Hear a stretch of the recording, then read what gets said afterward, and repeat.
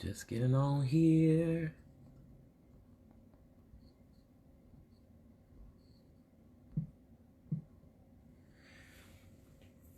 Trying to get Minister Andre on here. Good morning, good afternoon, good evening, wherever you are.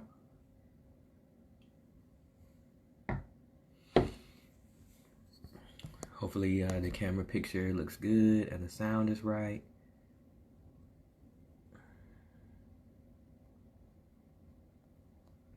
Let me know in the comments that you can hear me.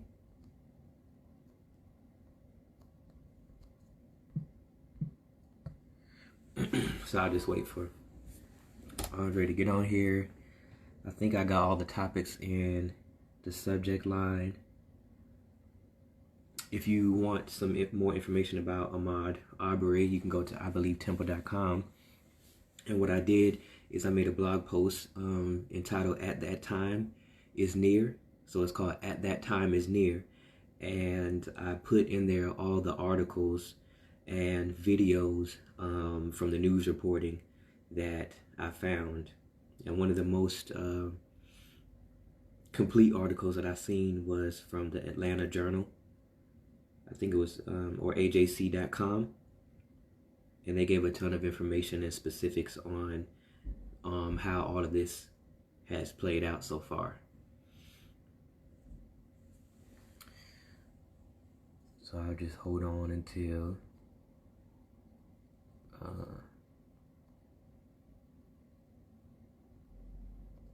Andre gets on here.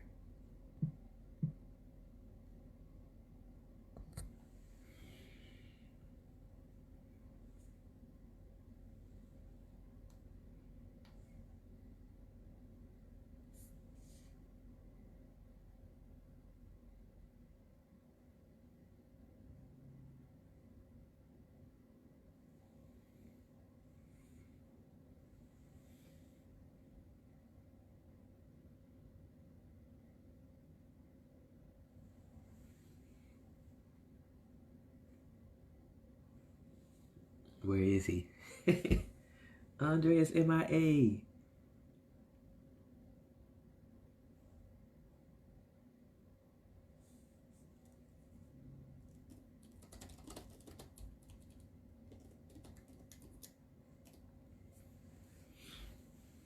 So I think he just got on here now.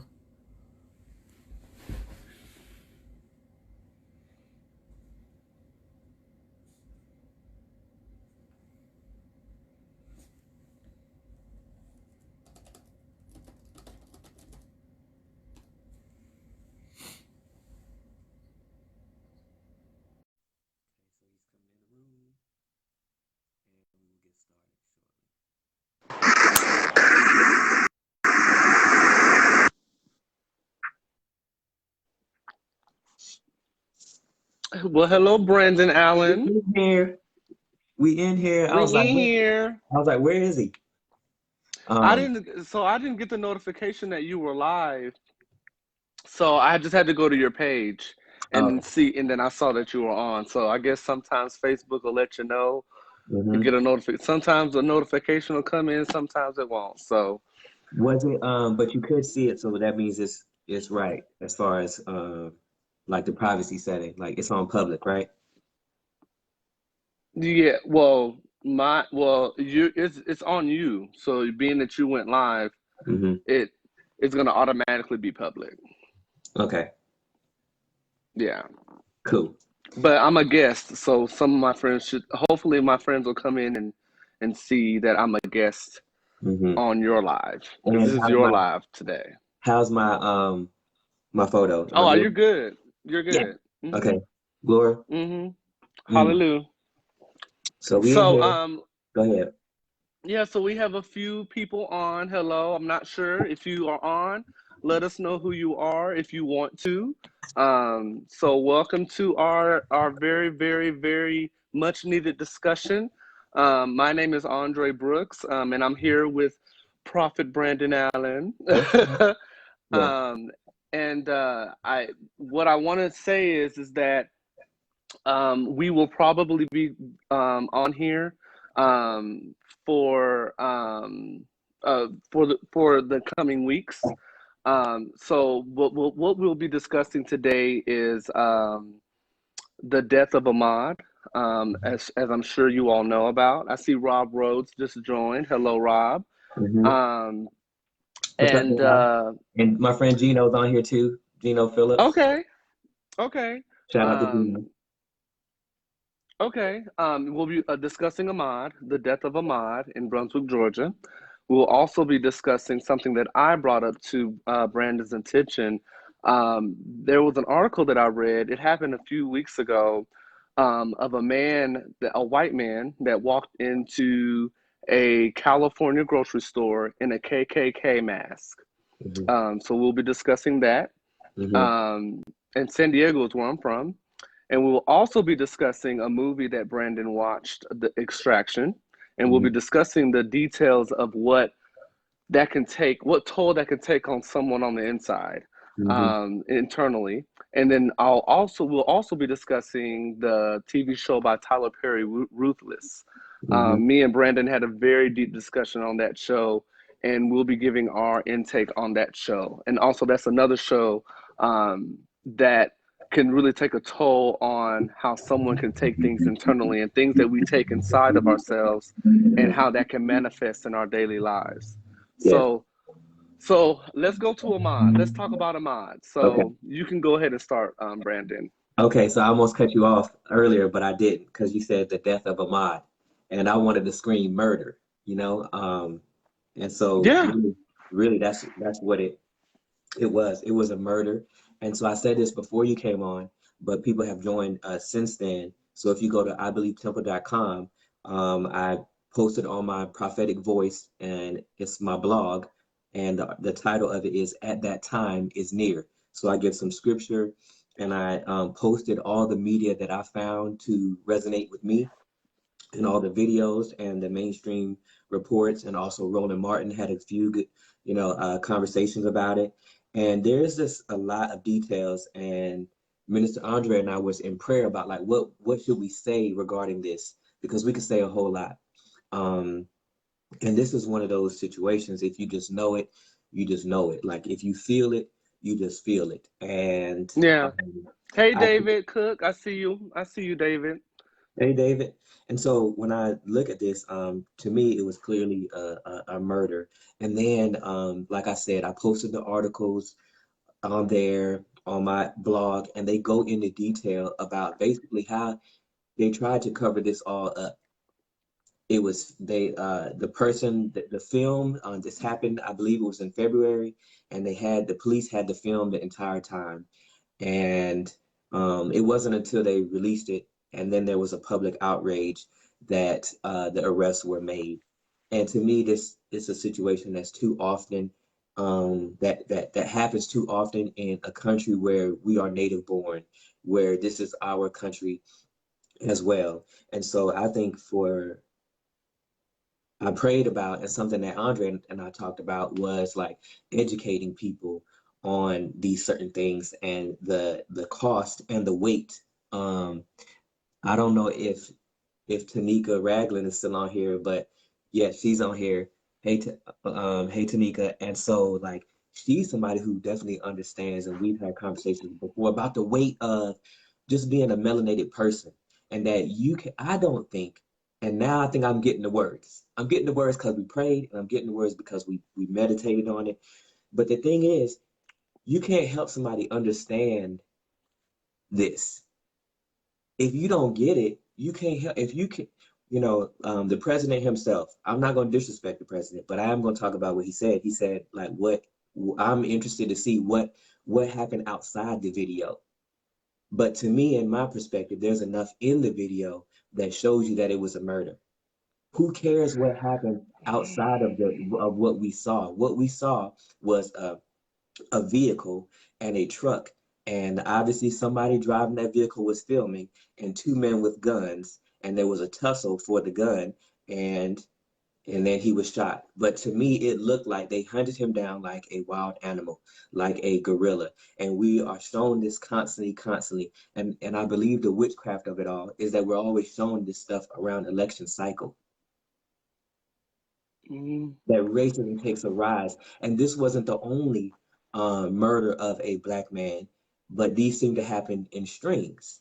You know, there was another car accident where somebody got in a fender bender, and it was a white guy Mm-hmm. and a black person, and he murdered him. I think shot him 4 times or something like that. And then I even read that article. and then Mm-hmm. there was the other one where the guy pointed a gun at police. But isn't it not interesting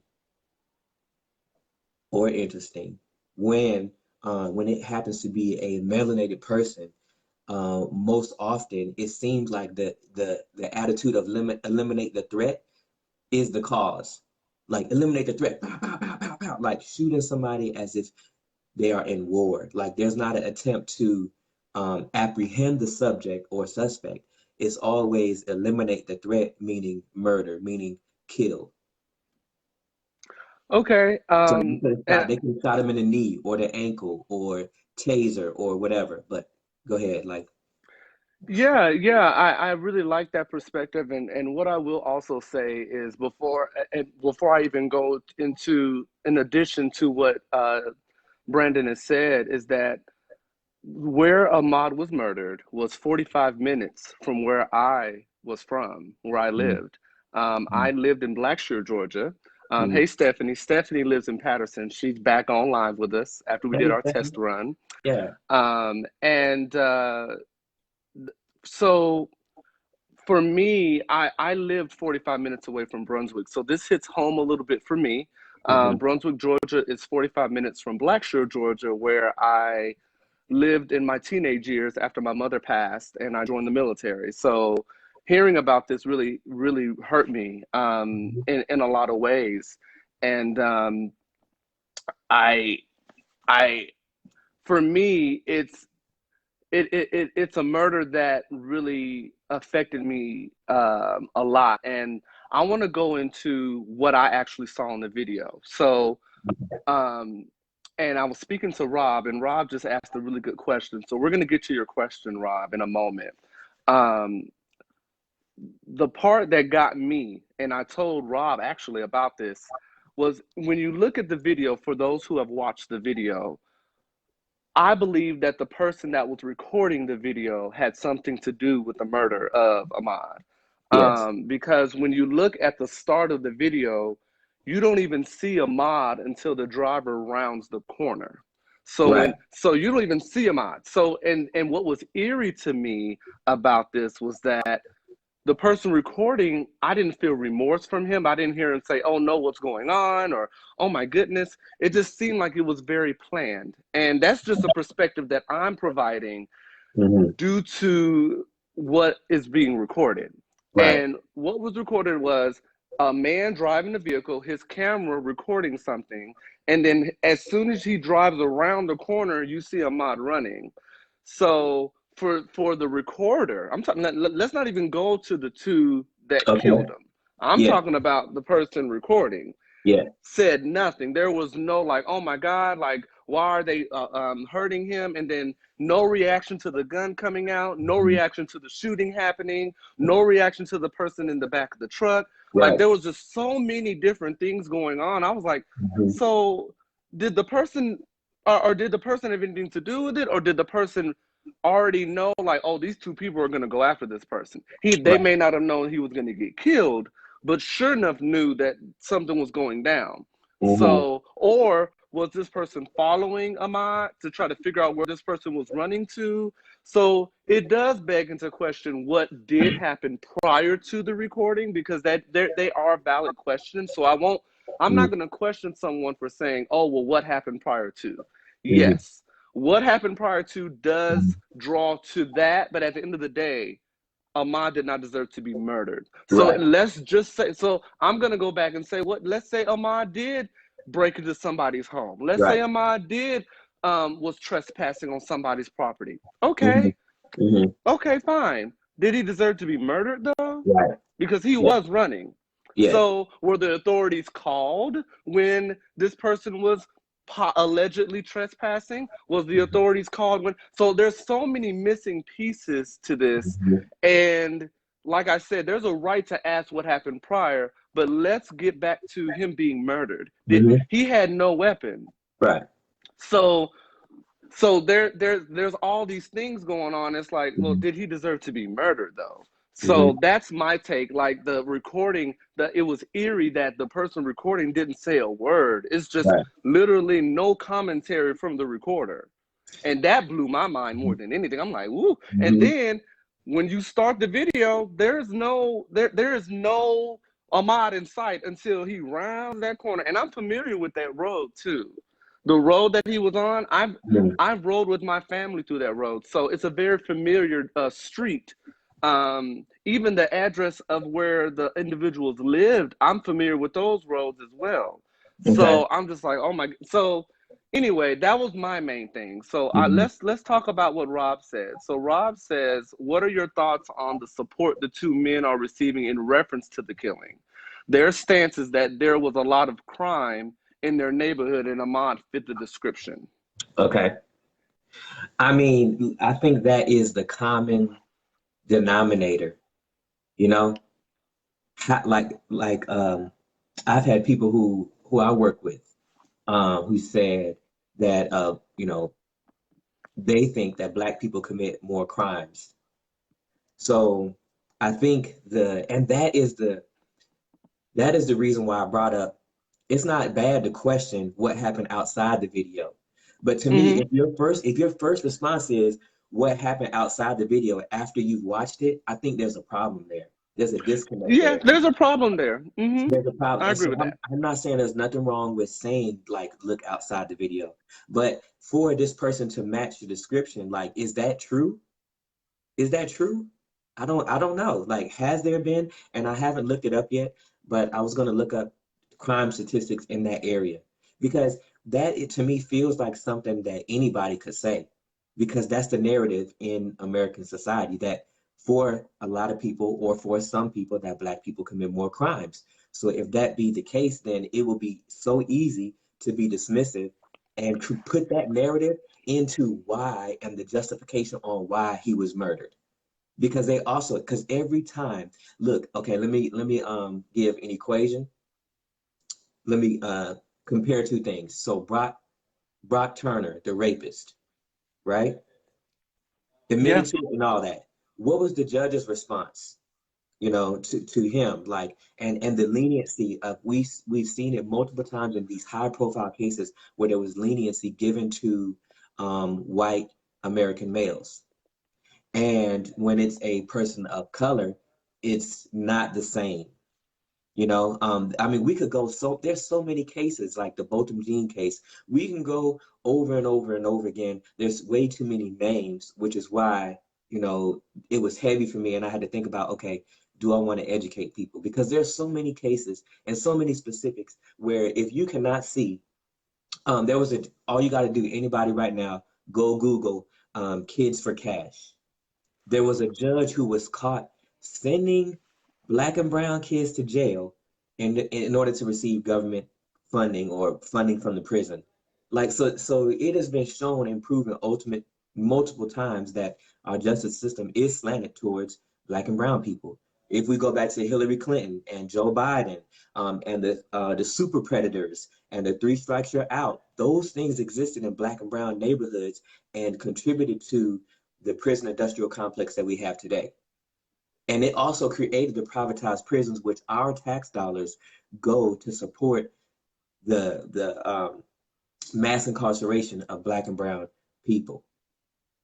And then Okay. like there's also been multiple reports of police and FBI and the Department of Justice come out saying that there's been whistleblowers who come out saying that they were told not to patrol white neighborhoods, but to overly Mm-hmm. patrol the black and brown neighborhoods because that's where all the crime Right. is. If we look at Yes. Bloomberg, if we look at Giuliani, so there's so much, and I feel myself getting woo, but there's so much that we could talk about in reference to this that led to this point. That led to this. Yeah. And we got some more questions coming in. So Yeah. I wanna tackle them. Hey Chris, I'm now seeing you. I see my SLC buddy Berthany's on. These are my friends, not Okay. yours. I'm just playing. Um hey Chris, I love you too so much. Najeli's on. Hey Yeah. Najeli. So I want to answer Chris's Hold on, question if you're still. let me shout out my people real quick. So Yeah, shout out your people too. Shout out your people too. I got Trey Conway, Jim Cassidy out there in DC, Patrick Montoya, he was in the Army, Quez DeMont, Apostle R.L. Montgomery, Najeli, I see her on here. And then, yeah, then your question with Chris. So Chris says, hopefully you're still on, Chris. It says, Andre, do you know why the shooter was no longer connected with law enforcement prior to the shooting? That's a good question. Yeah. Did he receive any complaints or discipline during his time in law enforcement? I need to look that up. I actually heard about I think Rob may have told me that he's a prior police officer, the one that shot him. Yes, he is. So I think that's why Chris is asking that. And then Najeli says something too. You know, Jelly, has a lot to say. So let me see. Najeli said there's a new report that says that the neighborhood didn't have any reports of break-ins for 2 months before the incident. See, that's Najeli doing her research. Okay. I love it. Yeah. And then David, my buddy, said this is a very sensitive subject. I definitely agree this was a straight up murder. My question is, was it race related? And if so, how do you prove that? I see Lucas. Hey, Lucas. I see you're watching. And then Najeli says also to take into consideration that Georgia is one of 4 states without a hate crime law. Oh, that's good too. Did not know that. That's really good. So I want to answer Chris's question, then I'm going to answer David's question. Okay. So Chris asked, prior to the shooting, did he receive any complaints or discipline during his time in law enforcement?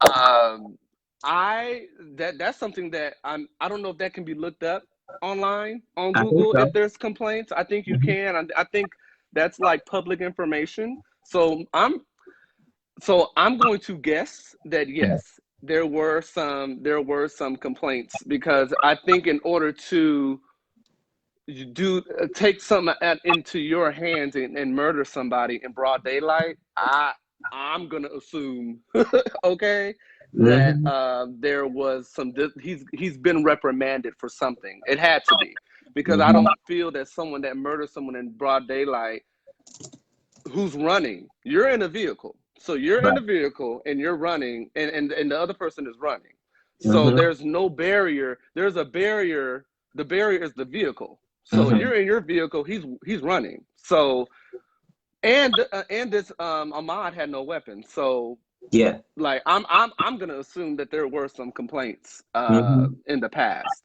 But I want to answer David's question. So David, I want you to kind of expand a little bit more on, well, not expand more, but I want you to think about this. The reason why this is race related is because when you think about all the different things that come on in the media when it comes to crime, hate crime, I'll say what Najeli said, hate crime.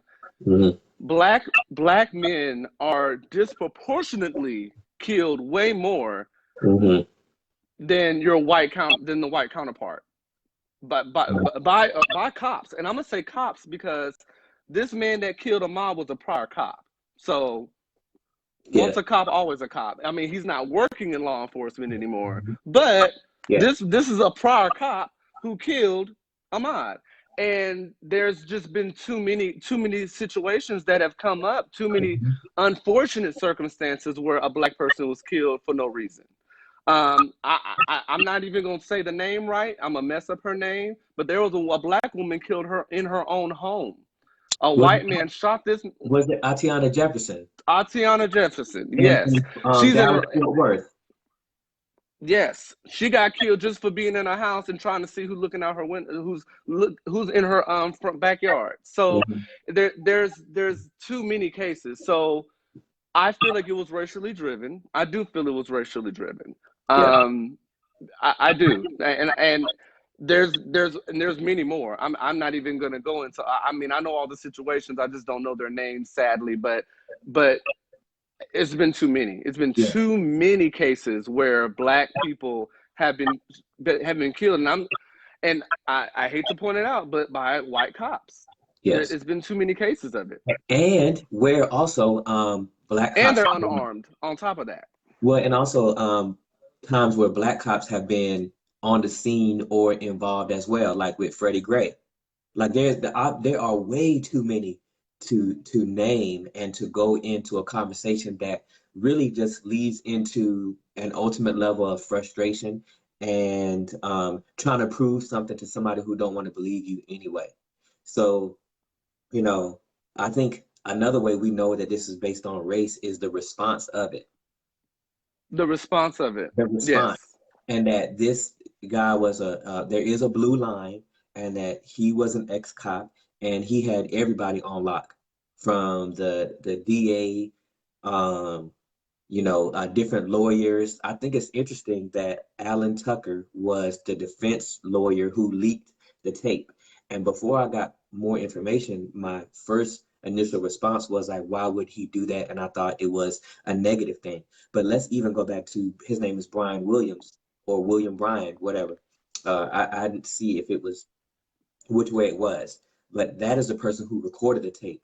Is it not crazy that if we didn't have this tape, then the case may have never made it to the national level? So Mm-hmm. it's like a catch 22. It's like I've seen a lot of people who don't want to watch the video, and then there's people who didn't want to watch it, but in order to speak about it, they had to. Different journalists and different reporters, and it's It's like heavy. it It's is heavy. very heavy. And I think in order to speak on it, like, you kind of do have to watch the video, and then we look at the response, and there's all these other examples. That's science, right? Like, if you do a test, if you do an experiment and you get the same results over, that those theories then become facts. And those are the facts. Like, these things continue to happen, and Yeah. we continue to talk about them. So Najeli says the fact that two DAs had to recuse themselves from the investigation due to their prior relationship with the killer, from him being an investigator for the DA's office. We getting comments coming in. Mm-hmm. Let me read Najeli's again. The fact that two DAs had to recuse themselves from the investigation due to their prior relationship with the killer, from him being an investigator for the DA office after being a cop. Yeah. And then the police department had the video since the day of the murder. And Mm-hmm. then Jim Cassidy said, exactly, without the release of this video, it would just be another day in Georgia. And Yes. yes, I agree, Jim. So, and to add to what Jim just said, Mm-hmm. my heart is broken even more that it took 2 months for us to even know Right. that he was killed. He was killed in February. So this Mm-hmm. makes it even more racially related, Mm-hmm. because we finding out 2 months after he's dead and gone for 2 That months the, now, that the going on 3 immediate months. Yes, and I would add to that the immediate response was, how can we protect these two men who committed murder on video? And as Najeli said, they had the police, they had the video recording the day the murder happened. One of my friends on Facebook said this: since we going there, let's just go there. Like, Hey, I wanted Jeremy, I see you. Hey, I wanted Jeremy. to bring out like some of the things that other people might be saying. So one of my friends, she's a black female, she said there was a time in our history that white people would go to witness lynchings to take pictures, to make postcards out of them, cut off body parts to send them to their family members and friends as a keepsake. Ooh. That is what's happening in 2020 around the circulation of video of murdered black people by white people. It feels a keepsake, momentous occasion, a celebration. And I can say that to some aspects, I shared the sentiment of the video being circulated, because when I look at murders, like when it comes to things like this, they don't usually parade around. That was my initial response about the video. Like, this is being paraded around. Like, did the defense attorney, because I didn't know that he leaked the video, Alan Tucker leaked the video, and then said, I'm not representing y'all. Right. So I And didn't know Jim that. just said, and so Jim said something too. He said there are now pictures out showing the father at a KKK rally.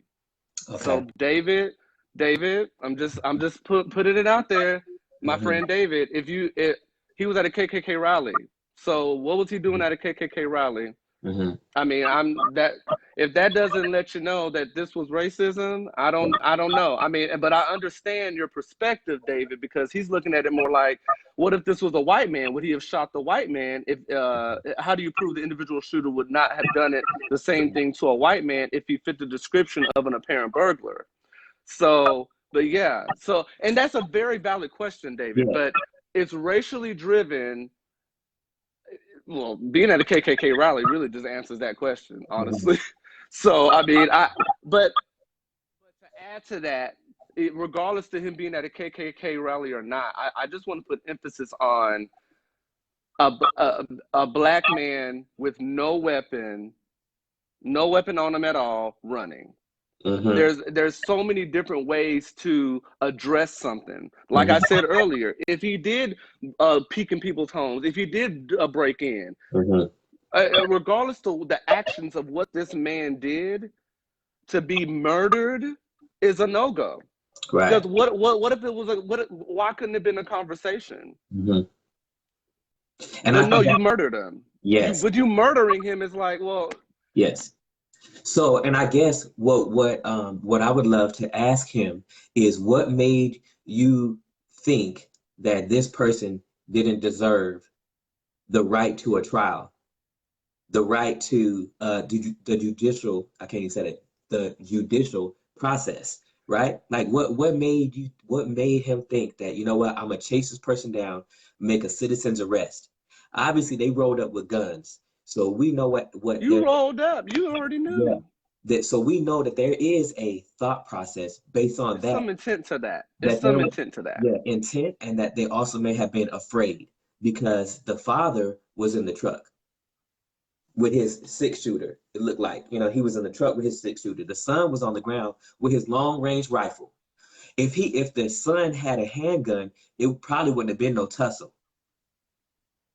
And so we don't know, when people say what also happened before the video, we don't know if they tried to stop him prior to, and then got in the truck and chased him down and stopped, like, you know, half a mile ahead of him when he was running that way or something. We don't know what that looked like. We just see the recorder, Brian Williams, roll up, you know. But my question is, what made them think that he didn't deserve the right to a trial? If you expect this person to be a robber, a criminal, and matching the description, when Jelly said there was not evidence of break-ins 2 months before reported, 2 months before the incident, if that is the case, why did you not allow the police to handle it? And why don't you want to get the bad guy off the street? That's what I'm saying. But that's what I'm saying, though.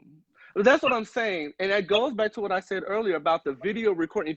I'm looking at the analytics of how the video was recorded. I'm looking from a neutral standpoint that this man, there's another man, not the 2 individuals involved in the murder. I'm talking about the one recording. It's like, who typically puts their phone on up next to the steering wheel and records while driving on the road? So if you think about the craziness of that, of just this a third person that's recording, and then they're quiet. They ain't said a word. There's no, oh my God, like what's going on, or no yelling to stop it or to prevent it or to no defense for anybody, no nothing. Just I'm just recording. So this is another day in Brunswick, Georgia, and here I am just recording. Like, that is eerie. It was so eerie to me. Like, what in the like, what is going on? Like, that blew me away more than anything. So Jim says, exactly, they acted as cop, judge, and jury, basically. Yeah, they did. Yes, David, no reason to be shot in the street and in broad daylight. Like, the comfortable, the ease this people had in just killing this man in broad daylight is also appalling. So Rob has a long post. Before that, Jim Cassidy said, who did the recording? Has that come out? Yes, it was it's come out. Brian Williams. They initially, after the video, this is what's interesting, after the video came out, he's now being investigated as a suspect as well. But the police had the video from the day that the murder happened. And then the reason why we have the video in the public now is because Alan Tucker was going to be their defense attorney. He leaked the video, I want to say after, because he was going to represent them. Then he leaked the video and said, no, I'm not going to represent you all. That's how Because public. the evidence looks too, it looks too organized to me. Yes. It looked too organized to have a man that's driving the truck, recording from their windshield, recording from their driver's seat, and as you go around the bend, then you see Ahmaud, and then you see this truck where there's two men dealing with Ahmaud. So I'm like, what? And it was too eerie to me. So I hope you get a chance to see that video for the ones that are asking. So Rob, so this is what Rob said. Rob got a lot to say too. I have a very diverse social media. I logged on yesterday to see many Blacks with negative posts on their hatred for white privilege. I then see posts from whites that are frustrated that it's always a narrative of race when Black is killed. These posts get intense and I end up logging out. Do you feel that social media is causing racial wars online, or are these posts making them worse than the hate crimes? So it's a two-part answer to that for me. So Black, because he said Blacks are the hatred for white privilege. So there's a two-part answer to that. So I'll say from my standpoint, for Blacks to speak out on white privilege, hate is a strong word. I don't use the word hate. I don't hate anybody, but white, Black, whatever. So I feel like Black people are frustrated with it, and it's understandable. Listen, I'm Black. We Black. Yeah. But I'm frustrated, but I will never say that I have a hatred towards white people because they have white privilege. But I will definitely, as long as the judicial system is correct by prosecuting these people, that justice for Ahmaud is what I'm saying. So for me, it's more in terms of the white people have white privilege. That's just the unfortunate reality in this. White people have white privilege. That said, it is what it is. Yeah. But I will never say that I hate somebody for it. So, but I cannot blame Black people for expressing their disdain for white people doing things and getting away with it, or letting 2 months go by before now he's arrested. Because basically, us U.S. citizens is what it has exposed these people, which is why those two got arrested. And then to the white people saying that, and then Rob said that he sees white people saying that they're frustrated because the narrative is always about race when a Black is killed. The media does have some to do with it. But at the end of the day, we're looking at the actions of what's going on. If you really look, the actions of white people killing Black people, it's what's happening. Yeah. If it wasn't happening, then there would be nothing for the media to talk about, if that makes sense. If there were not white people killing Black people for no reason, right, at all, then we wouldn't be having these conversations. We would just be going on about our merry lives. So that's the bigger picture. I don't want social media to be, I mean, it is kind of the cause for racial wars. It is, unfortunately. I just hope that everyone is, I disagree with I mean, a part of it is, it's causing where there is hatred amongst people, where we need to be coming together is what I mean. I don't know. Like, can I interject? Or no? Go ahead. Okay. Go ahead. I don't think that social media is the cause of it. I celebrate the fact that social media gets the information to more people. I think what causes the animosity is the denial of each other's experience. And really, like we learned in EOA school, white male is the majority no matter what. Remember that? Remember they taught us that in school? So by the white male majority, there's a denial of the experience of Black Americans. That is the source. So no matter if it was on news or CNN or MSNBC or Fox News or whatever, the source of the angst comes from the disagreement from the majority about denying what we actually saw on the video. There's always an outside thing. Like, look, my hand is in the camera right now. You can see it, right? Now it's outside. but there's always a comment from or a thought of the outside. In other words, like the black person had to be doing something because an ex-cop or white people ain't just murdering black people for no reason. You know what I'm saying? Like Yeah. there Well, has to be. So so it comes, I believe it comes from, no matter what the source would be, it comes from the denial of the experience of the reality of what it's like to be a melanated person in America. That's my belief. okay, and I mean, and I don't disagree with that. I think that what Rob is saying that is that there are racial wars online though, and social media is the brunt of it. So that's why I say that when you said animosity, that is equivalent to a war going on, because there is a disagree. There is no, one side is not really seeing the other side, and then there's no coming together to say, okay, this is what we see. These are the facts. What is the what first of all, what's the solution to it, and then Yeah, also holding those people accountable for their actions. So yeah, the white folks saying, okay, this is what it is, and the black folks saying, because the thing is that there's white people, and probably in this live, that are not racist. So mm-hmm, in their minds, they're like, well, what's going on? So mm-hmm, I have to look at it from both angles, mm-hmm. because there are white people that ain't trying to think about, they're not even thinking Right, about killing nobody black. right. They're everybody, those white people say, well, we're all the same, we're all Mm-hmm, equal, we're all mm-hmm. this. So it confuses them, because they're like, well, why does it have to be race driven? But they have to look a little deeper and say that it is because of race, and you have to have that empathy towards the minority and say, yes, this is a problem, Yeah, and this is an issue. So that, I think that's the reason why I say social media war, yeah, because you got white people saying, well, I'm not racist, so it doesn't have to be racially. No, no, no, no. It's not about it's not your thought process being white yes, and not being racist. But there are racist people out there that have a motive behind why they do what they do. right. That's the part I was just Yeah, trying to convey, if yeah, that makes sense. and I think we, in a lot of ways, have said the same thing. We said the same thing, but a different way. Yeah, I see that Raglan, I hope I hmm, said her name right, yeah. says, what's going on is the truth about what Southern Georgia does end. The dark comes to light. Yes, absolutely. My friend James came in. It's a two-part answer. Hey, Jim says social media has pulled the scab off the ugliness in America. That's very true. Larry what's says, up, great Rico conversation, Flowers? brothers.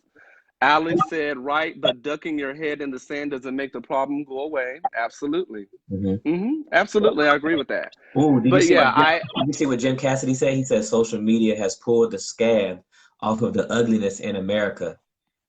yeah, that's the reason why I said that there's social media wars, Mm, because black people have been saying it all along, and mm, now that it's been publicized that a mm, white person killed an innocent black man, now mm, white people that are not racist, I'm talking about the white folks that are not racist, they're saying, why did it got to be about race when? Because mm, your mindset, you're not racist, so you're automatically not going to think that it has to be racially motivated.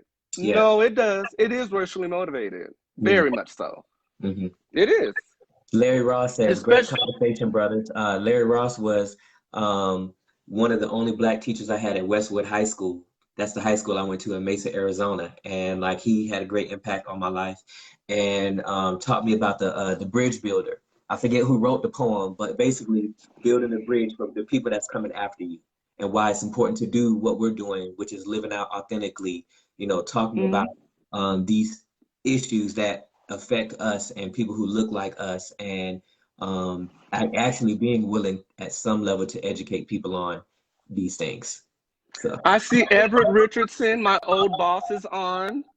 Hello, Mr. Richardson. So I want to answer Rob's question. What are both of your definitions of the term white privilege? I'll have you go first, and then I'm gonna give mine. okay, I think it's really simple. It's the benefit of the doubt extended and to people who are the majority. It's the majority putting themselves first and creating a system. When I think of white privilege, I don't necessarily think of white people because I think there's black people who participate in white privilege. I think it's the status quo. White privilege is the status quo. It's like, in my opinion, slavery didn't go anywhere. It just changed shape. It just changed form. Because when we look at mass incarceration, what's the difference between mass incarceration and slavery?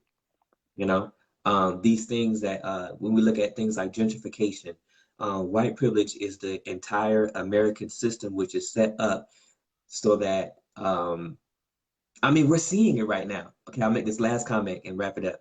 So we're seeing it right now. Like the American economy is propped up by the essential worker. The essential worker is, but the essential workers, we could argue, make the lowest wage. You know, their wages are a lot lower. And so the essential worker, mostly, we probably could also say are mostly Black and brown people who make less wages.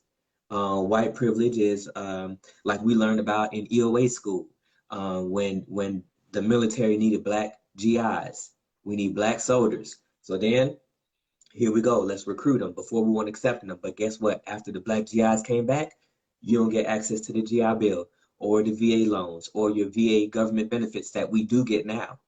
So thank God that we get those now. But to me, that is white privilege. It's like, you know what, I'm going to make sure that only these certain level of people.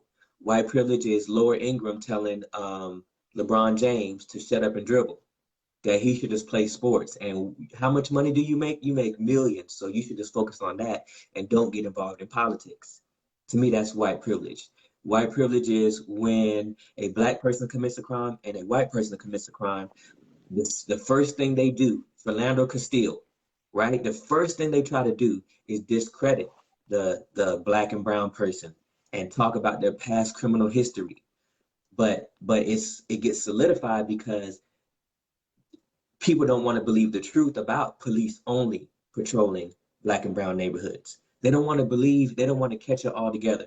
White privilege is not having to deal with the fact that people who look like you were injected with syphilis, unbeknownst to them. You know what I'm saying? White privilege is white privilege. You going in on this definition, but I'm gonna let you keep going. Yeah, I'm just saying. I think white privilege. I'm just messing with you. Yeah, I think it's just knowing your identity.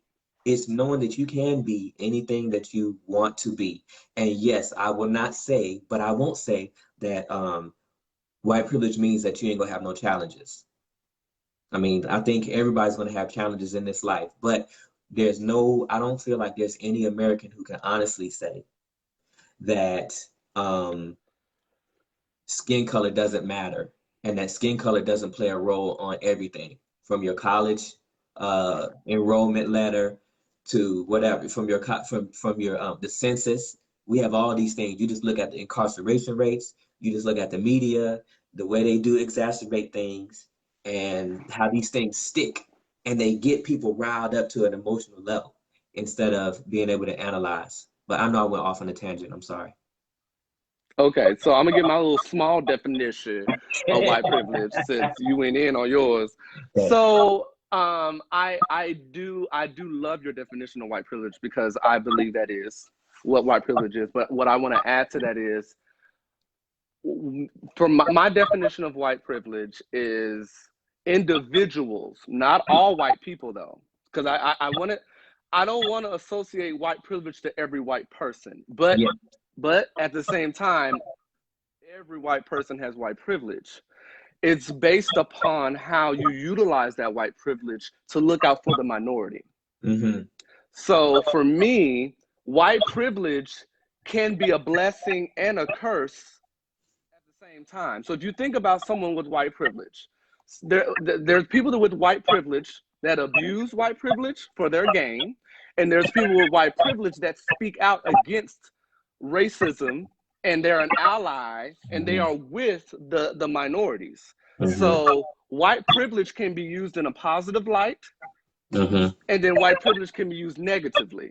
So my definition is white privilege is basically people that have the power, and you see I said power, power to affect change, whether it's good or bad. That's what I think white privilege is. I agree with you.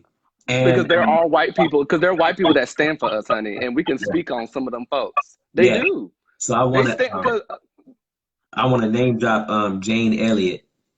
If you don't know who Jane Elliott is, please look her up. And I feel like she's one of the people who has gone the hardest and done different experiments to get people to experience what white privilege is. And I'll just give one example of one of the things oh, that she did. Jeremy, it'll be available later, Jeremy. He wanted to ask, he's got to go back to work. It will be available later, Yeah, and Jeremy. that's why we chose to come to Facebook because we were on IG Live. But Jane Elliott, what she did was she in a room, I think she was at some school or university, and this video is on YouTube. And what I'll do is I'm gonna make some notes and I'll post them on like a Google Doc or something like that, and then post it on Facebook. And that way it could be like some of the things that we found out on the show. Like no reports of break-ins for the past 2 months before the incident. And Jane Elliott, and I'll put some links to her videos and stuff.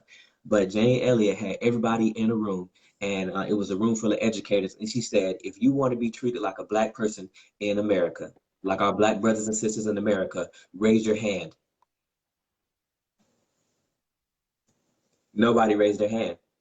Mm. So she is a person who uses her white privilege to educate, and she like literally put by asking that question, she literally put people in the best way they could experience that moment.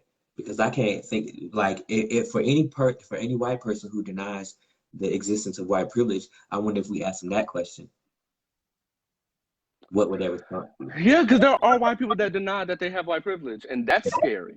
Mm-hmm. Because if you look at me and say that we are viewed the same by society, then you got to check yourself because it's not the case.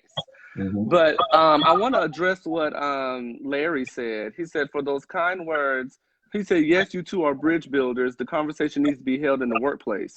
My Mm-hmm. staff has crucial conversations, and in the space I'm in, the only educated black men in that space. Yeah. Speak truth to my power. Speak truth to power, my brothers. Being uncomfortable is not our issue. Seek to understand the black perspective should be America's aim. Mm-hmm. I like that. That's Yeah. very true. And Alex said, look at the jail sentences between cocaine, a mostly high society drug, and crack diluted cocaine sold to the blacks and brown people in the U.S. Crack users got 10 times the sentencing. That's very true as well. Mm-hmm. Mm-hmm. Jane Elliott is powerful, bro. Okay, Jeremy said thanks, and then Larry posted the link or whatever to the, and then Najeli said Jane Elliott is amazing. She has been doing social experiments since the 70s, even with weekenders, school trips. This is very good insight. Thank you for providing that. But I want us to move on. So I want us to move on really, really quickly to a new topic. Thank you all for the feedback. I mean, this is amazing. Mm-hmm. So let's talk about the KKK situation. So I don't know if you all seen the article that I saw. There's an article of a man in San Diego, California. I am from San Diego, California. So this hit home for me again. This man walked into a grocery store, white man in his mid 40s, and he walked in the store and went shopping with his KK mask on. Just walked in the store, was just leisurely going into the store with his KKK mask on shopping. And people were looking kind of confused, like, what is going on right now? And eventually the authorities were called.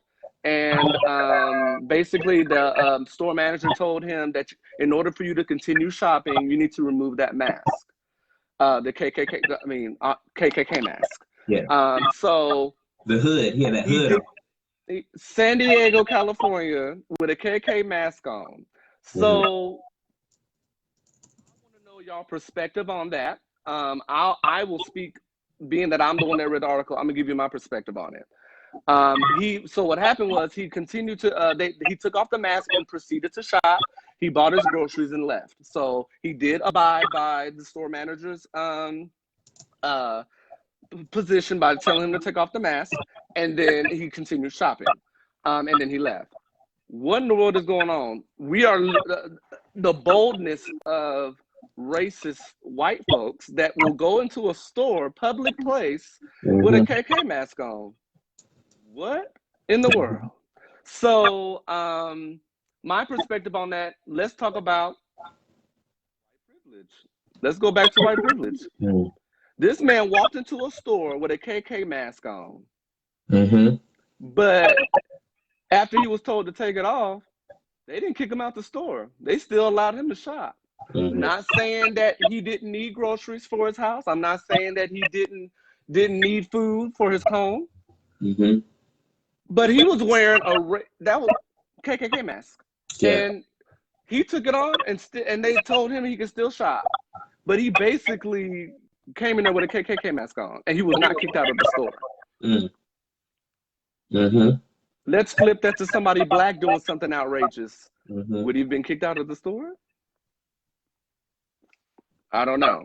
I mean, remember the brother from Walmart? I think it was in Ohio, who was just walking around and he had the toy gun or whatever, and they called the Walmart called the police and they shot him. Didn't even give him a second. Didn't even give him no warning. Didn't even say anything, and they just shot him. So I mean, Jim just said this Thursday there was another incident, different store, same town. A husband and wife wearing a mask with, oh, wow. And then he said it was a hood, not a mask, and he did not remove it till he was paying. Well, I mean, either way, it looks like a KKK mask. So even though it may not have been yeah. the actual KKK mask, if I'm looking at it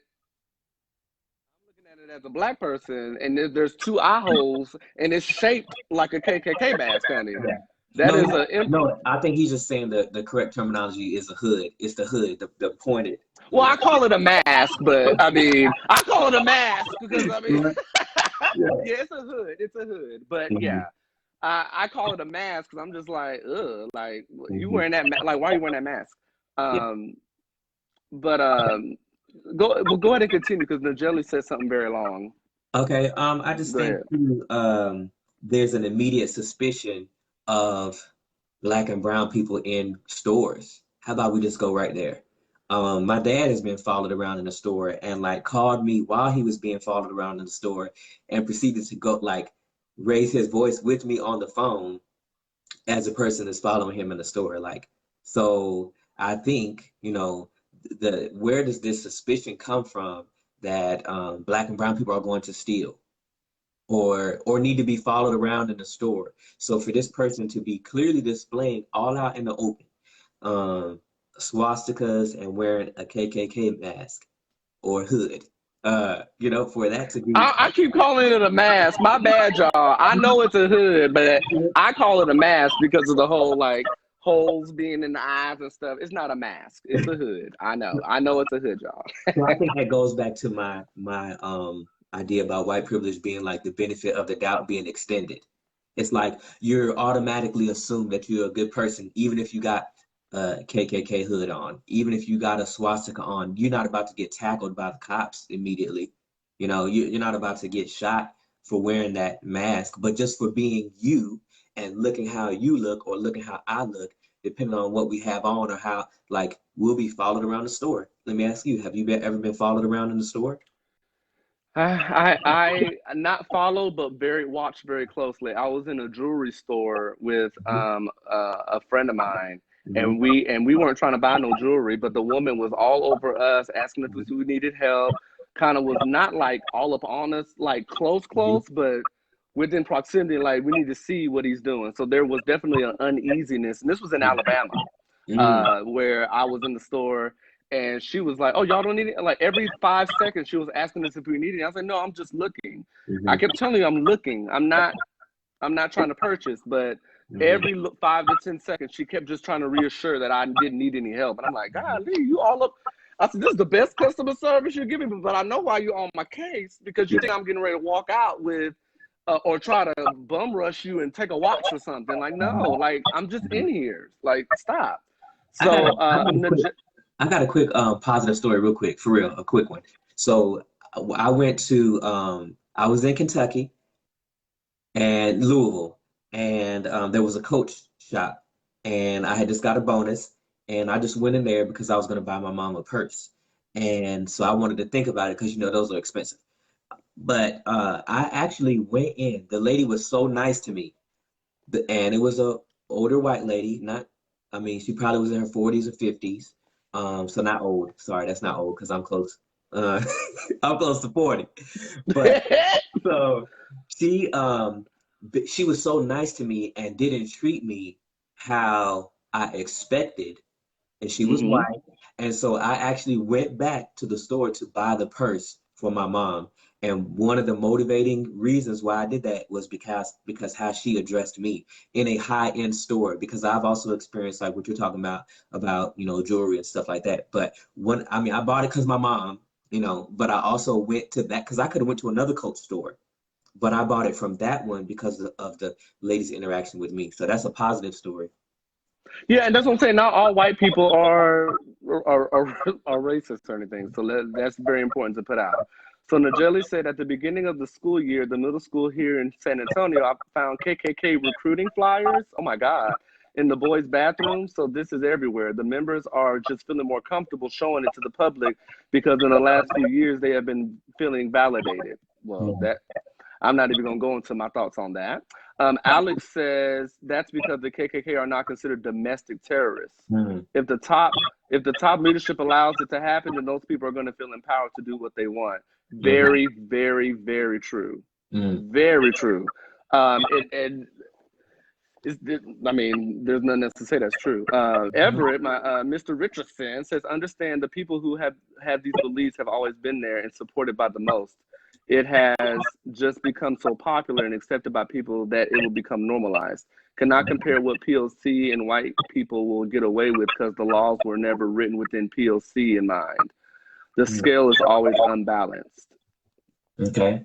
Jim Cassidy And said then they feel empowered by the current administration, and that in itself is another whole show. You right.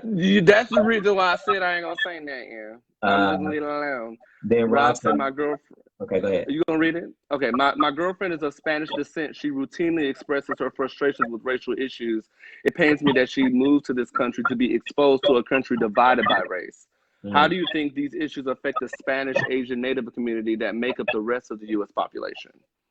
Ooh, I want to answer that first. Okay, I'm go gonna ahead. answer that one. So, and it affects them because they are a minority as well. That's the reason why. That, in a nutshell, it affects the Spanish, Asian, Native community because they are the minority Mm-hmm. along with Black people. Mm-hmm. So it's like we as Black people, all minorities, we're all in that same umbrella of discrimination and Mm-hmm. racism against us. We're automatically in it because we are the minority, and it's unfortunate because with Native Americans, we all know the story with Native Americans, they were here first. So, Mm-hmm. I but think the it white brings folks became. I think it brings another thing. Let's go back to history too. Like so if we look at governments and banks, mainly banks really pushed the idea of white privilege. Remember that documentary that we watched in EOA school that showed, Oh, right? Like mm-hmm. when it comes, like the reason why gentrification exists today is because the banks basically, if a black or brown or Native American or whatever, if any non-white moved into a neighborhood, the prices of the housing will go down. So yes, Najeli said redlining.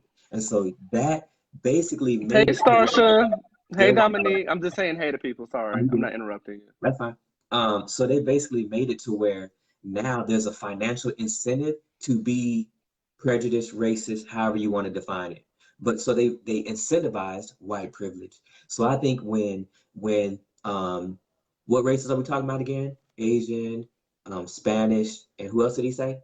Native American. Okay, when we Native talk, American. they're also minorities, right? Bye, So David. you know what they do, in my opinion. Um, there's always a temptation for Asians, Native Americans, and Spanish to join the white narrative or to identify as white.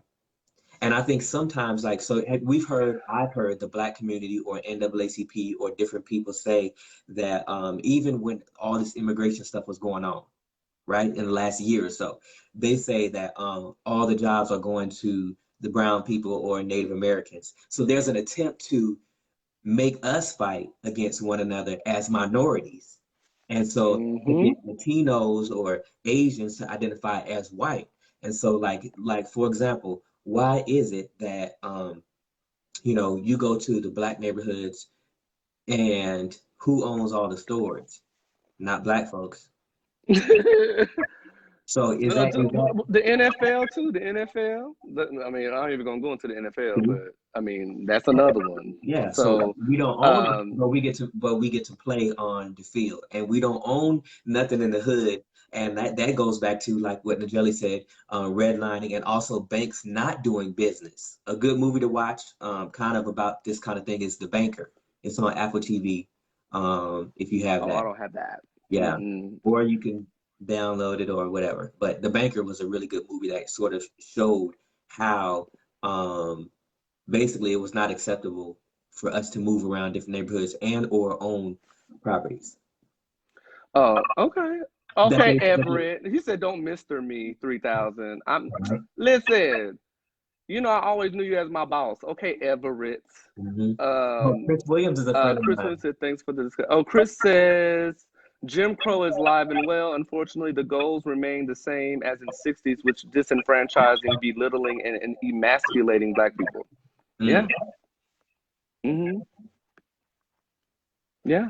So let's move on, y'all, because we got two more topics, but we're gonna combine them because it's kind of dealing with the same emotion, same thing. When we started the live, I spoke about a show I watched. I don't know if y'all are familiar with Tyler Perry's Ruthless. It's on BET Plus. And it's about a cult that's going on in the show. It's about a cult of basically sexualizing men in a terrible way, raping women and sexualizing men.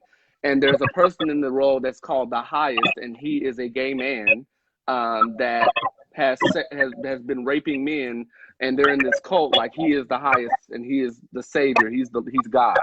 And then you can talk about your show Extraction, and then we can talk about our views on why this is a concern for us being in this pandemic and watching things like this, because this can really directly influence how we live our daily lives. Yes. That sounds. So talk about talk about Extraction. Yeah, talk about Extraction. I gave my little story about Ruthless. Yeah, and I think that ties into the entire conversation. And before I do that, can I read what's name's comment? Everett? Yeah, go ahead. We have our own infighting just in the Black community anyway. We don't need to have conflict with other races. We can't seem to come together as a people, which helps the opposition. Agreed. And so let's wrap that in. I said that earlier. Yeah. I said that earlier, coming together and being one instead of there's just so much strife, because they're not understanding each other. They're not trying to open up their mindset to understanding what the real issue is. Right. And denying that and saying that we're all American, or that we all bleed red. But that's not it. If we do that, then we're not acknowledging, and we're like trying to scapegoat and go around the issues that we have. But this is a perfect, I don't know how we did that, but that was a perfect like segue into everything, because to me, media and music affects everything, and it shapes the minds and the culture of the people. So I started to watch the movie Extraction with Chris Hemsworth, the guy who played Thor. And so when I was watching this movie, I noticed it was like extra violent. And I've seen, I like action movies, the Mission Impossible. I've seen Kingsman. I've seen some movies that have violence in it. But for some reason, in my spirit, I felt that this just brought it to the next level. And what happened was I ended up stopping the movie. It got to this scene. There was the scene where Chris Hemsworth was pushing this guy's head down, and it was over a rake. And so then, so he's pushing this guy's head down, and then he just gave it one hard push, and, they don't show it, but then just blood just splatters everywhere. And after that, I was just like, oh no, I got to turn this off. And I believe in always being spiritually sensitive and pray, and I fast and read and study. And I think, what the Ruach was showing me is just reminding me that, your your eyes are the window to your soul. Like whatever you're taking in is going directly into your mind and into your spirit, and it has an effect. Even if we just say it's just entertainment, or oh, I just like this ratchet music or whatever, that is playing a role, especially if you're playing it constantly. If all I do is watch John Wick and movies like Extraction and fill my head with that, it's going to have a profound effect on me. And people have studied this. Go look up I want to say Edward Burns, and TV. It's called television programming. These things are designed for you to be a certain way. Perfect example, and then you talk because I've been talking. Perfect example. When I had to repent because when I was at Georgia Tech University as an Army ROTC instructor, we were right next to the foreign exchange students, and I watched all the news sources, and I had seen this Muslim person, and she was in the full thing to where you could just see, her eyes, and in my head, like something in my brain thought, oh, there's ISIS. And so what I had to do was, yes, I was like, I caught myself and I was like, you know what, that is crazy. Like, where did that thought come from? That's not how I conduct myself.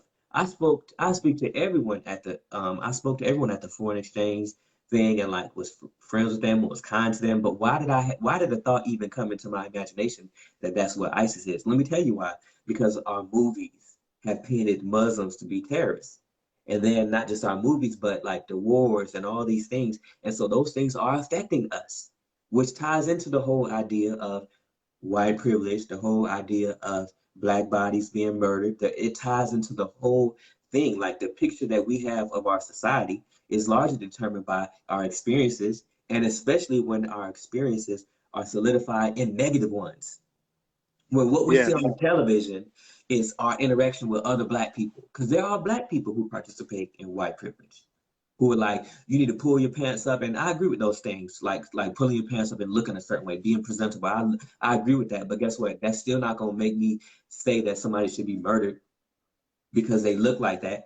And this also ties into how men and how people in American society view women. And that's another topic we could talk about enough. But we could bring that up next week. We re-engage next week. Yeah, like sexualizing, like you said with the show, sexualizing men and women. And I would never say that because somebody was dressed a certain way that they should, that they deserve what they got. But we have had American politicians say that though. Yeah. So to add to your point about sexualizing, so with Ruthless in particular, what disturbed me and what made me cut it off, because Tyler Perry is phenomenal. So shout out to Tyler Perry. He's amazing. Director, writer, producer, he do everything. But this show Ruthless really bothered me. And I had to stop at episode 7. So this is a new show that just came out. I have Amazon Prime and it's through BET. So I stopped at episode 7 because, and I don't want to give too much away. I mean, I don't encourage to watch it because I stopped. So I don't want to say watch the show. Yes. But if you do want to watch the show, watch it. If you have BET Plus. But what bothered me was, in my mind, I looked at the highest as the devil.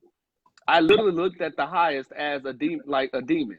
And then and when I looked at him, I envisioned the vision I had was men being raped for the demon's sexual pleasure, but the women being raped to produce more children. That's literally what Ruthless was about.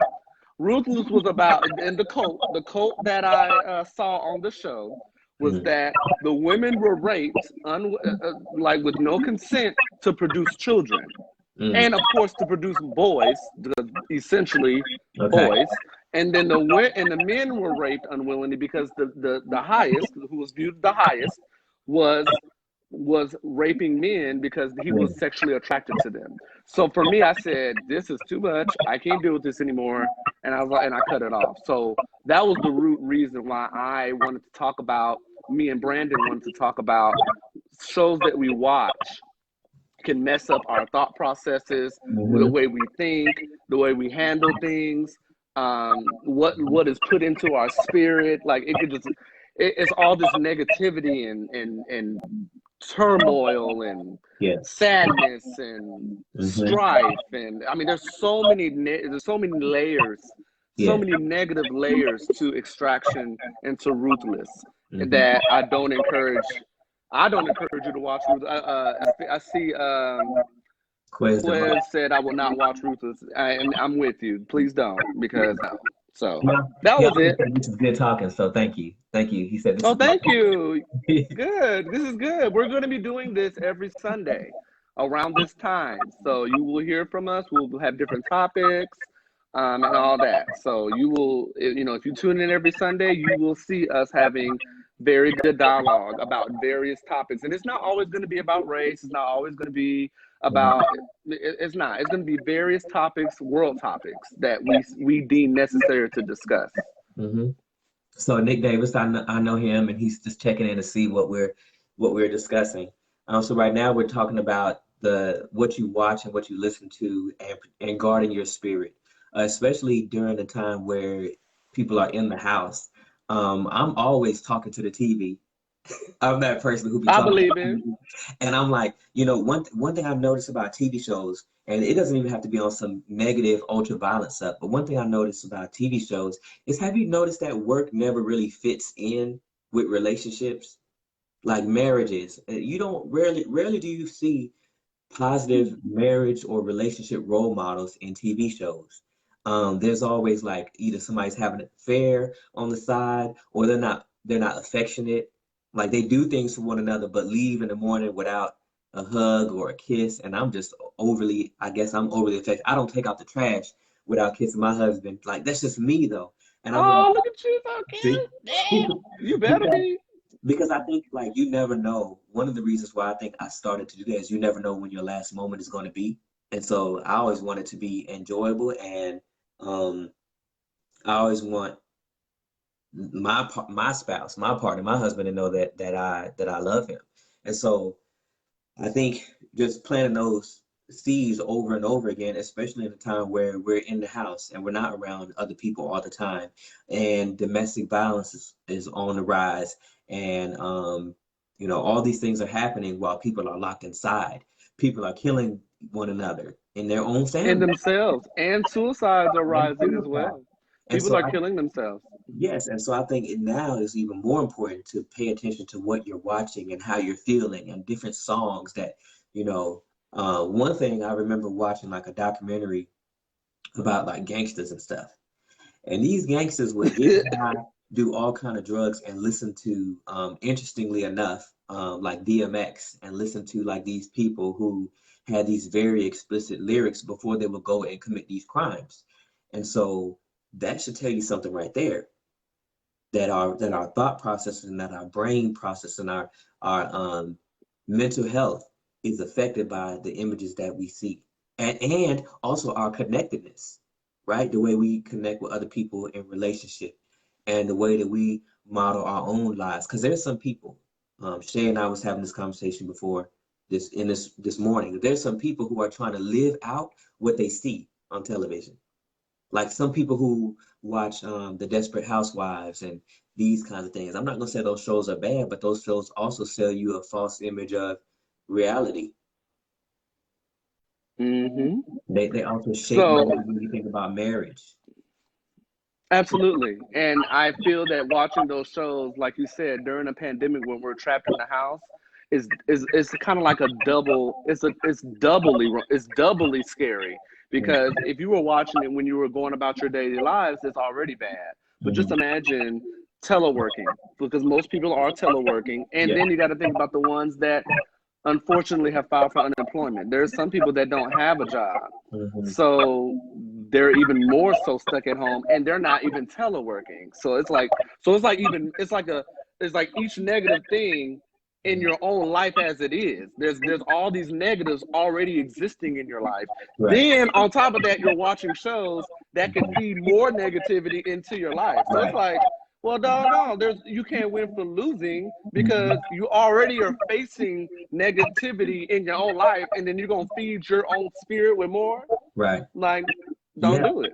Ooh, Don't. I just felt a connection to 2 shows ago, when we were on IG Live and we were talking about bisexuality and the church, or gay people and the church. Doesn't this go to that too? Because I feel like some of our parents' generation, or even some of our own generation, and some of our grandparents' generation, they view gays like what they've seen on television.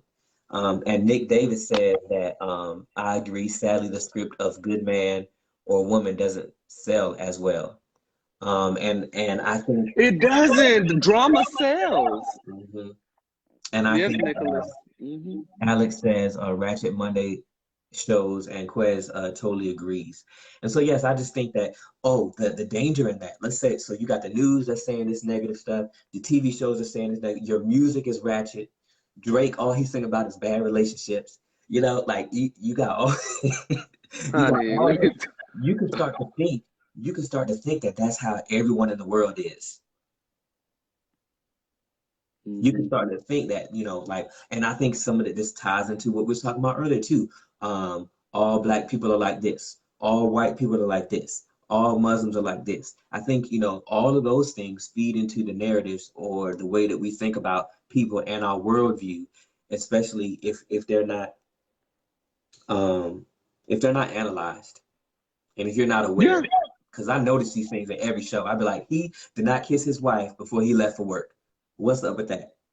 I'd be like, mm-mm. I'd be talking to the TV, like, no. I can see. I need to come over there and watch a movie with you because I want to see you having conversations with Yeah, TVs yeah, because you're very animated and very extra, as you call yourself. yeah, So I just want to be around you when you watch a movie with you and Shay because yeah. you probably be yelling, screaming, and everything else. Which I mean, it's animation. It's Yeah. funny, but yes, I.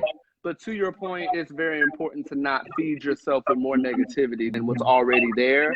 Um, than what you're already facing in your life because it's not necessary and that's why I cut the show off and Mhm, I don't really listen to rap. I'm an R&B. Well, as you know, I'm R&B. mhm. I'm into R&B, and you already know my girl Brandy's everything. So Okay, yeah. that's the kind of the vibes I want. I want those Lettucey vibes, Tamar Braxton vibes, where they're singing about love and Mhm. companionship, and those type of songs is what I want to hear. Like Right. Kelly Rowland's Coffee. I mean, like I want to hear stuff. I want to hear that. I don't want to be hearing no, I'm gonna kill you and and shoot up the club and all. Like, I don't really want to hear none of that with these rappers. Or, I just or don't. degrading women, Or degrading women, yes. like some of these people, some of our co-workers, some of the people we know have daughters, and they listen to that music. And I'm just like, how does that fit, you know? And or people who have children, would you feel okay if your children listen to it? And my only desire is to get people to look inward and to be more analytical of what they're bringing in, because these things are affecting us now. And there is a reason why they show black and brown bodies being, murdered, why they continue to put these things on repeat. And there are, like, hip hop music is everywhere. There's probably more white people who listen to rap music than there are black. Like, it's everywhere. It's at all the sporting events. You can't go anywhere. It's on news channels. Like, Hmm. hip hop music Hey, is. Alvin. I'm speaking to Alvin. Simeon. You remember Simeon from EOA school? I don't know if you remember him. I don't think so. Okay, well, he was in EOA school with us, What but if? he on. Because I feel like the spirit is And lit. we got a few more minutes because we don't want to be on here forever. So we got 5 more minutes, and then we gonna go. I feel like the spirit is lifting, and we had a great conversation, and I thank everybody for participating. What if we spend the last few minutes talking about solutions? Because we talked about the problems. One of the solutions, we just talked about a solution, being more analytical with what you're watching and being aware of what you're taking in. But what about, some more solutions to the topics we discussed earlier? What do you think about that? Yes. Well, I kind of said that on our well, we were on IG a while back, and I said I want solutions because I feel like solutions is what drives the change that can impact the world. Mm-hmm. So that's what I feel. What is Oh, you say next to me the very first day we all met. yes. Oh, now you remember? I do. Okay. What's up, Alan? Okay. But so well, I'm gonna give a solution for both parts. The part we were talking about with Ahmaud in the KKK hood, not mask, KKK hood, and then a solution for the shows and stuff that we intake, stuff that we watch. So I feel like a solution with the Ahmaud murder and the KKK hood is to. I'm gonna really speak for the Black community in particular, and I hate to separate us, but I'm gonna just speak to the minorities right now. That we need to come together and really understand. Remain resilient. Remain resilient through this process. Remain resilient through all the things that we're going through in the pandemic, the stuff we're finding out in the media. And yeah, I'm gonna go with what Alex said, voting in November. Voting in November, because he said vote in November. He says that will be the ultimate change. And I feel like that can solve a lot, but I want to speak more in terms of like what we can do that we have a little bit more power in. Because at the end of the day, we vote. Our votes do count, but there's an electoral college and all that, and that's applied and all that. But what we can do as a community is just remain resilient, and that there's always a light at the end of the tunnel. I always try to, a lot of you all don't know me, but I'm all about positivity, and I'm all about, like, if you follow my social media on Facebook, I'm posting a picture of myself being silly, or I'm posting maybe a Flashback Friday photo or something like that. But just being positive and optimistic in the midst of all of this, and reading the Bible. You better read your scripture. Yeah.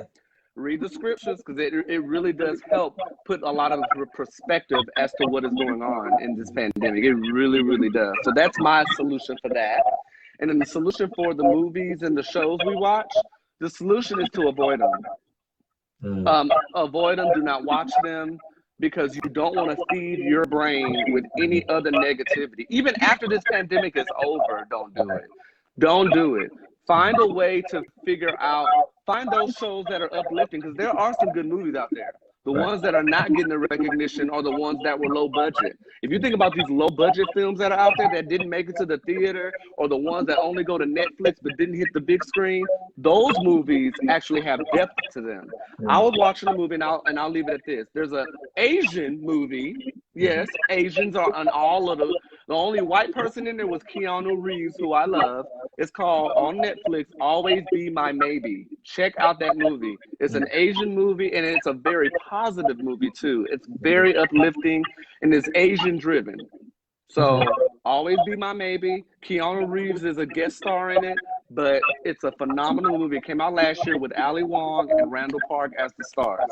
So check it out. So that's it for me. Okay, let me just read a couple comments, and then I'll get mine. Najeli says accountability from all parties. And then you already talked about Alex saying vote in November. Nick Davis says general solution, keep surrounding ourselves with great people who hold each other accountable and help one another when we stumble. Amen to that. Ooh, that is good. Chris Clinton is watching, and Chris Williams says positive affirmation and being a mentor. I agree with all of that. And I want to do what you did and talk to the Black community as well. I think I prayed over this, that the message would be received too. I think we have to look inward into ourselves and acknowledge the fact that we have to be a little bit different, and that we do have to be better in a lot of ways, because the system of white privilege is not set up for us. It doesn't mean that we can't experience success, but this is just the reality that we, and I'll make it plain. When you were in high school, did y'all have the Gothic people? Like, and I wonder, like, so how many of those Gothic people, unless they went to become like a tattoo artist or something like that, but do you know any famous Gothic people really? Maybe like Marilyn Manson, I don't know. But my point is that is Gothic. If you were Gothic, you had the dark hair, the pale skin, the dramatic eyes, and all I that. have Gothic friends.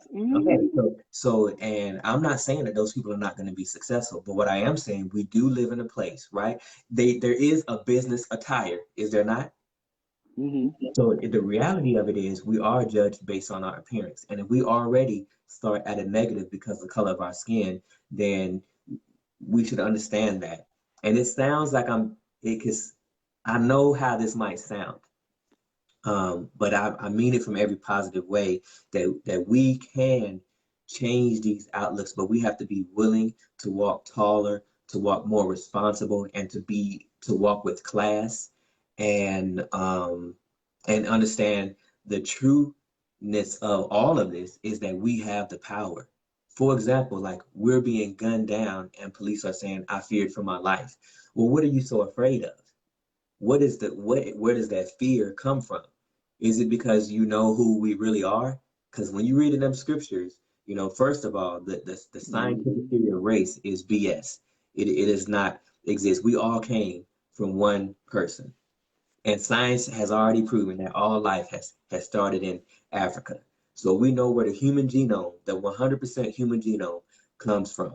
And so if our people get in our book, which is the Holy Bible, and find our identity, when we look at scripture, we always find that God's people was always set apart. They always look different. He said, don't shave the edges of your beard. You're not supposed to be bald headed. Like that's what it talks about in the Old Testament. And these were the ways Mm-hmm. they were signified. And I'll wrap up with this. Is it not interesting? Because I think there's a whole lot of deception. And this is a conversation we should definitely have another time, but it will drive my point home. Is it not interesting that Christians worship a Jewish Messiah, but they don't accept his Jewishness? Jews, right, follow all the stuff in the Old Testament and follow, Mm-hmm. even more than maybe we could argue what's required. But they don't accept Jesus as the true Jew Messiah. Is that Yeah. not interesting? So the idea of what I'm saying is be careful who you align yourself with, get in there, find the truth, establish the truth in you, and remove the distractions from what's going on in the world, from what's going on in the music industry, and from the negative programming out there that tries to tell you, time to go back to Egypt. Like, why are we going back to Egypt? Like our people were slaves in Egypt. So get in there, Mm-hmm. find your identity, and once you find your identity and you find the truth, it will help to make the things that matter matter. Like, because there's some black people who may feel like I should be able to sag my pants if I want to. I should be able to wear Jordans and do this if I want to. You can. But are these things beneficial to you and your future? In the end of it all, does it really matter if you got 26-inch rims on your vehicle? Because that's a statement. Do you really need? I know what that's like because guess what? I came from that. I came from having 24-inch rims on my Chrysler 300, and I matched the description for an armed robbery. And so there's certain things that we can do. So guess what? Ask me, do I got rims on my car now? No. So we need to grow and mature because, and I'll say this, and I'll get a benediction for real. So I asked my dad in a conversation, I said, he's nearly 60 years old. And I said, what has really changed in your lifetime? And his answer, it didn't really shock me, but it was just as I expected. He said, not much. And he was talking about in the Black experience, in the church experience. And so I think there's more that we can tap into in the Black experience that we have not. And I personally believe that voting in November is not really the answer. And when we look at the candidates and what we're offered to choose between, I don't think it's that hard to see that it's not voting, but it's us banding together. And I think it's the church actually being what it's supposed to be. The Black church, not to separate it out, but specifically the Black church, being what we're supposed to be and helping one another, like Nick said, and picking one another up when we stumble. And there needs to be an assault on our lack of knowledge. An assault on our lack of knowledge. Let's teach. When I was talking with Trey yesterday, he was talking about we need to teach about the credit system, teach about managing your money, teach about the desires that you have. So yeah, you could go buy that brand new Benz, but you're gonna have a 20% APR. You know what I mean? Like, why not buy a cheaper vehicle right now? And so that way you build your credit up. Then when you buy it, you can get a 2% interest rate. Like things like that. We need to be a more interconnected community, because I'll say this, when I was in Georgia, that's what I realized about white people. When I was in Georgia and I was doing color guard at all these functions with cadets, when that was a prior cadet, he's a lieutenant now, but Stephen Wexler. Like when I was in Georgia, I noticed that white people took care of one another. Like they made sure if John didn't have any kids, he made sure that Sam was taking over his business, and they promoted one another. And if Sam messed up, guess what? Like, here's another chance. And so we need to work on creating that for ourselves. But I don't think we can do it through teaching necessarily just economics. We have to find our identity and teach that. I love it. That's a good way to close out. So I want to thank you all for taking the time to listen to us. I know that Sunday is Mother's Day. I know most of you all have probably already said Happy Mother's Day to your mothers. My mother passed away at a young age, but I still send her love up in heaven. So you all have a wonderful time, wonderful day today. We will be back next week. We will have some new topics. So come on back to us. We will be here. So this will be a weekly thing that we do.